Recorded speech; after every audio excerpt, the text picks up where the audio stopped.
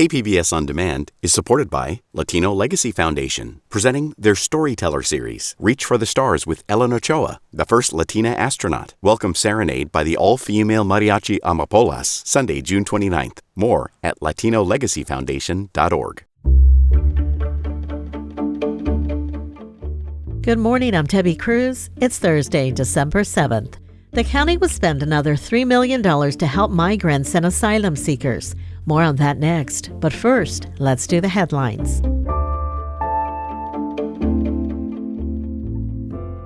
A wind advisory in the county's mountain and desert areas will go into effect at 10 this morning.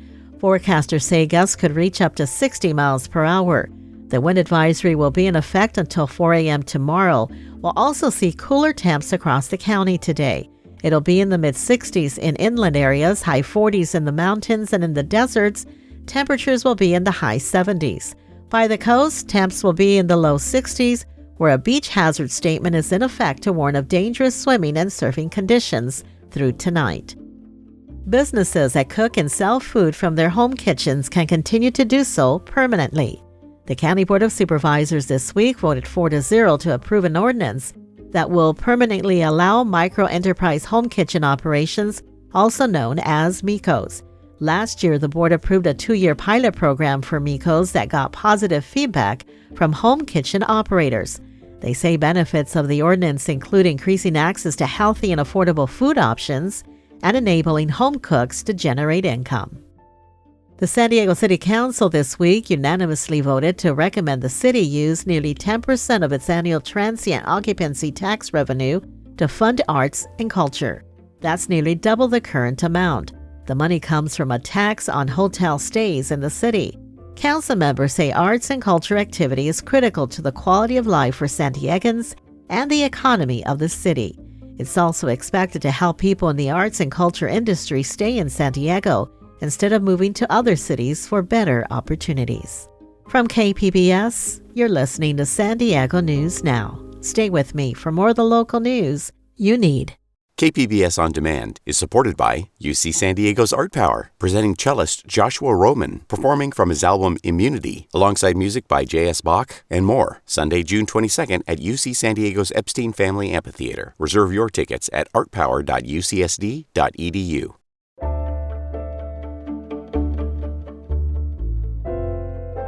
County supervisors this week voted to spend another $3 million to help migrants and asylum seekers. Border reporter Gustavo Solis says this new round of funding comes after county officials first spent $3 million on migrants in October. Chairwoman Vargas, that motion passes with Supervisor Desmond voting no, all other supervisors being present and voting aye. The 4-1 vote sets aside more federal COVID relief money for people who arrive in San Diego. Most of these migrants only stay in San Diego for a day or two before moving on to their final destination.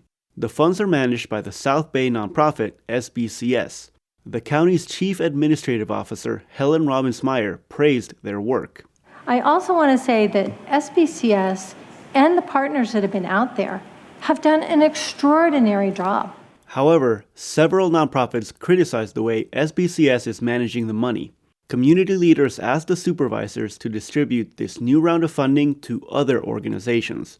Gustavo Solis, KPBS News.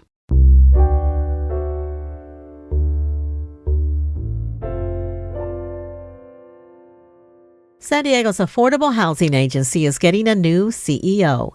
Metro reporter Andrew Bowen says the San Diego Housing Commission has been searching for a new leader for almost 2 years. The Housing Commission administers the city's homelessness and affordable housing dollars. The nominee to run the agency is current Executive Vice President Lisa Jones. She's been at the commission for 6 years, overseeing multiple contracts with nonprofits that provide shelter and assistance for the homeless.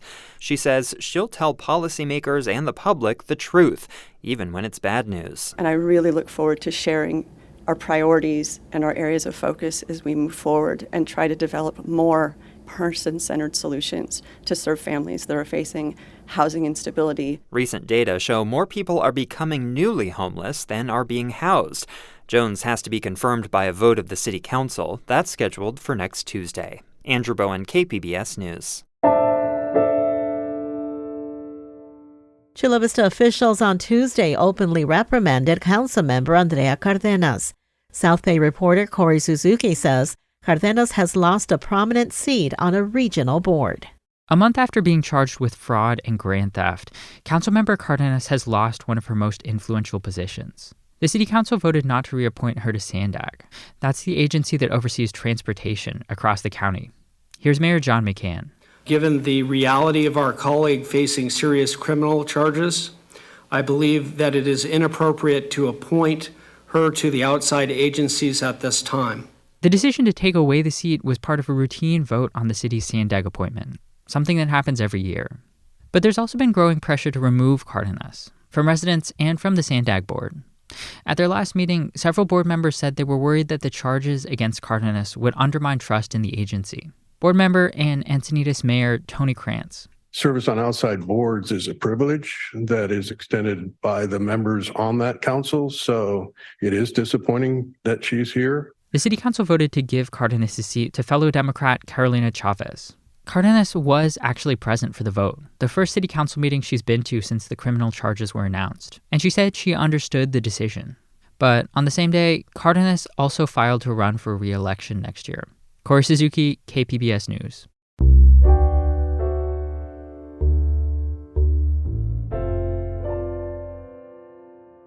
The Pentagon's watchdog says that while the military is effectively documenting investigations into extremism in the ranks, the data is incomplete. Military reporter Andrew Dyer has more. The Pentagon Inspector General says more than 100 service members were investigated for alleged extremist activity in fiscal year 2023. The finding is part of a series of congressionally mandated reports the military is required to produce in the wake of the January 6, 2021 Capitol insurrection. Chapman University sociology professor Pete Simi says tracking and accounting for extremists in the ranks has been an issue for years. Literally decades knowing this is a problem and still really not having a good sense of how much of a problem it is. Simi studies political violence and extremist movements. He says he's concerned another Trump presidency would end the Pentagon's efforts on extremism and further politicize the services. He notes Trump has threatened to use the military domestically. We could be in for something that it's really hard for us to, I think, even imagine how threatening the scenario could become very quickly. The Pentagon acknowledges the challenge of compiling this data, and the Inspector General made 90 recommendations to improve its policies. Andrew Dyer, KPBS News. Coming up, the healthcare industry is vulnerable to hackers, like this guy who parked a car across the street from a hospital. And I was able to connect to their Wi-Fi and actually communicate with the heart monitor on their network from across the street, all because they hadn't configured their Wi-Fi correctly. We'll hear more from a man who calls himself an ethical hacker and tries to be a step ahead of the bad guys. That's coming up just after the break.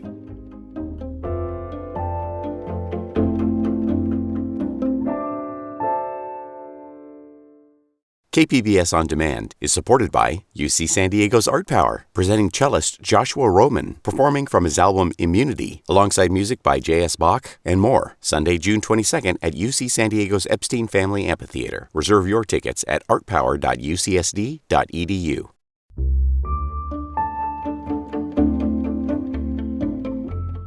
Cyber attacks are a threat to people and businesses, and good cybersecurity is vital to prevent you from being impersonated online or having your bank account raided.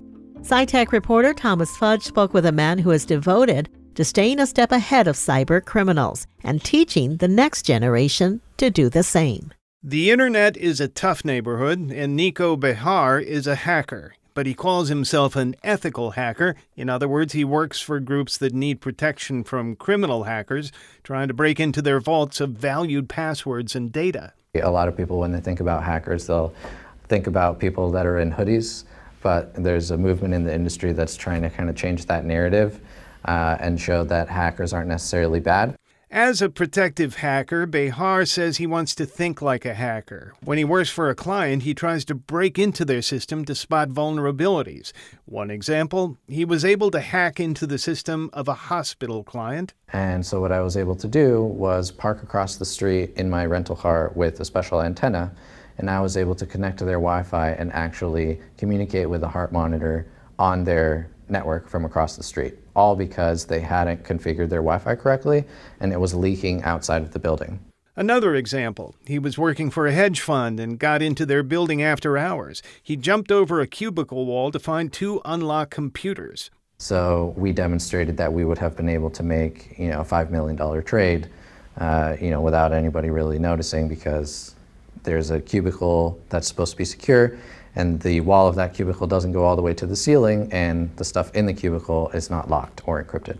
So who are the hackers? Sometimes they work for national governments that want to pose a security threat to the U.S. Sometimes they're just looking for money, and that's why they target people like you and your personal information. Everybody's first name, last name, social security, date of birth, and then you take all that data and you can sell it in bulk to the highest bidder. Christian De Hoyos is a cybersecurity architect for Lenovo who leads San Diego's chapter of the group OWASP, which hosts cybersecurity training.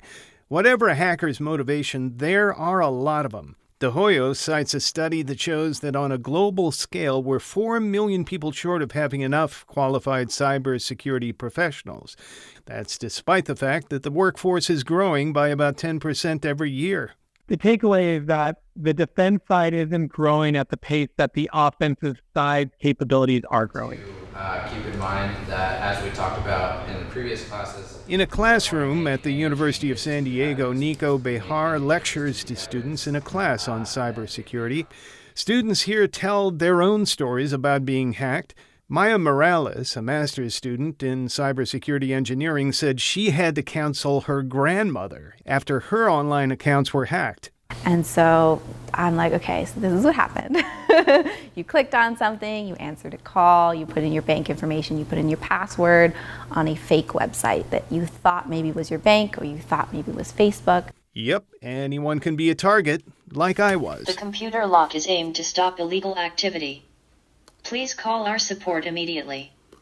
Important security message. While working on this story, I was using my laptop when a window with a Microsoft logo appeared, locked my computer, and made this announcement over and over. They claimed to be a Microsoft support team, but it was a scam, phishing for personal or workplace data. Behar says so many of the things that underpin our society are run on computer systems that are, quote, archaic, arcane, and still online, and they can be pretty easy to hack. So airport, train station, factory, any one of the big industries, you're going to have old systems in there that are running the show. He adds that if you want to be good at stopping hackers, it helps if you're into it. The kind of person who wants to get together with their buddies and talk about the latest hacks. And if you are like that, cybersecurity almost certainly has a job waiting for you. Thomas Fudge, KPBS News. That's it for the podcast today. As always, you can find more San Diego news online at kpbs.org. Join us again tomorrow for the day's local news. Plus, our KPBS arts editor and producer joins me to talk about upcoming holiday events to check out. I'm Debbie Cruz. Thanks for listening and have a great Thursday.